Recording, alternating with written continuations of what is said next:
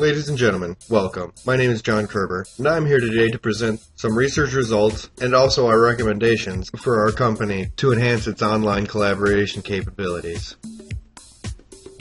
Recently, our company has expanded overseas into Singapore and into the Netherlands. Since this expansion, the majority of new projects have been taken on by teams which are comprised of members from each of these locations. But these teams have encountered some difficulties overcoming cultural, language, and geographic and time zone differences. In order to overcome these difficulties, a research team comprised of Joe Sullivan, Rachel Wilhite, Scott Peck, Scott Michalski, and myself was created to research current technologies used, the problems past teams have encountered with these technologies, and also possible alternative technologies. Currently, team collaboration is done via email and teleconferences, but team members feel that there are difficulties using these technologies and believe that alternative technologies exist that would better fit the needs of those involved.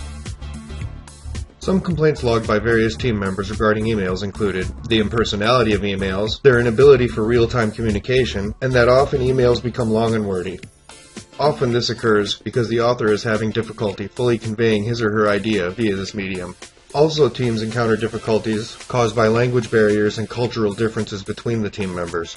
Problems team members found using teleconferencing included being limited to oral communication only, without any body language or facial expressions.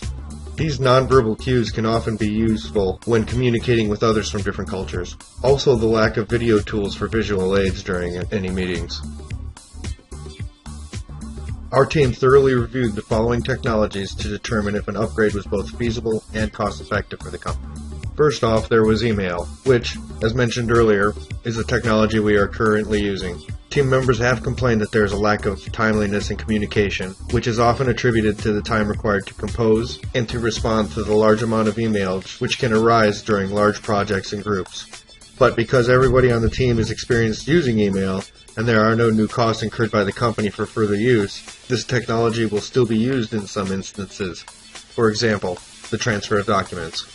The second technology considered by our team was internet chat. The idea of using internet chat was suggested because of the lack of any lagging, which can occur during other forms of communication, and also for its ability to instantly communicate with others. No new cost would be incurred for the use of this technology, but unfortunately, this communication is often unsecure. And once again, like email, there is no tone of voice or nonverbal cues in communication. Unlike email, one is not able to transfer documents via internet chat. Next, we considered the use of wikis to upgrade our system. These are generally easy to set up and have little or no cost. A secure business account can cost anywhere between $50 and $1,000 annually. Wikis allow 24/7 access to its members, all of whom are allowed to add or to edit the document. The use of wikis also increases members' accountability, as all work and editing, along with who did it and when it was done, is recorded. This also allows backtracking to the prior point of the project, in case any work was deemed unacceptable in any way.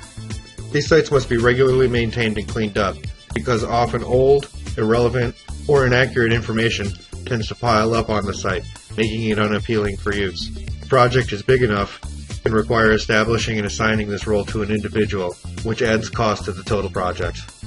Finally, our team considered the upgrade from teleconferencing to video conferencing. Both teleconferencing and video conferencing allow for real-time communication between members in all three of our geographic locations. This ability to communicate can reduce unnecessary time, traveling, and the costs. Both of these technologies allow meetings to be recorded, but a difference between the two, that teleconferencing is confined to simply audio conversation. During a video conference, each member is visible to the others involved. This enables team members to actually see each other in real time and personalize the project. It also allows for facial expressions and body languages and gestures to be displayed. Also, video conferencing can be used to display visual aids, videos like this one now. But a firm has to be careful to not overuse these technologies or to use them inappropriately, as it can damage the firm's reputation and can reduce actual face-to-face interaction. The cost to upgrade to video conferencing is minimal. Each team member is already equipped with the tools and equipment to utilize both technologies, video and teleconferencing, as all that is required is a computer, a camera, and a microphone. If the company were to decide to fully equip one of our meeting rooms for video conferences, costs could range anywhere from $3,000 to $24,000 per room. After reviewing the advantages, disadvantages, and the costs of different technologies available, the research team recommends a switch from the use of email to wikis. This was chosen because access to wikis is restricted to only those involved in the project and who have been invited, because the wiki tracks all changes, allowing backtracking if mistakes or unapproved changes are made. Wikis allow for more efficient use of time through their capabilities of group editing, and also by reducing the time team members spend composing emails and then waiting for a response before acting. The research team also recommends that the company upgrades the conferencing technology from teleconferencing to video conferencing. They recommended this because it will allow for physical cues to be expressed during communication, it creates a more connected team by being able to see members face to face, and it enables meetings to be more efficient and increases member involvement in those meetings. Both of these technologies can increase members' involvement throughout the lifetime of the project. This is done by increasing the level of accountability to each other. Records are maintained on wiki sites that say if any changes made.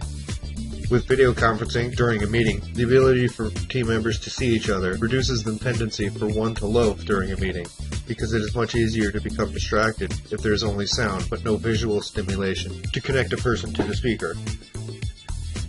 In review, as our company has expanded into Singapore and the Netherlands, the use of online collaboration on projects has increased exponentially, and the current technologies used, email and teleconferencing, have become antiquated and become labeled as cumbersome by team members. This report was created to identify technologies which could upgrade the capabilities of online collaboration for teams including members from all three of our locations. Our team has concluded that a shift from email and teleconferencing to the use of wikis and video conferencing would generate the greatest benefit to the company and its international teams for the lowest cost. Once again, my name is John Kerber, and I thank you for your time.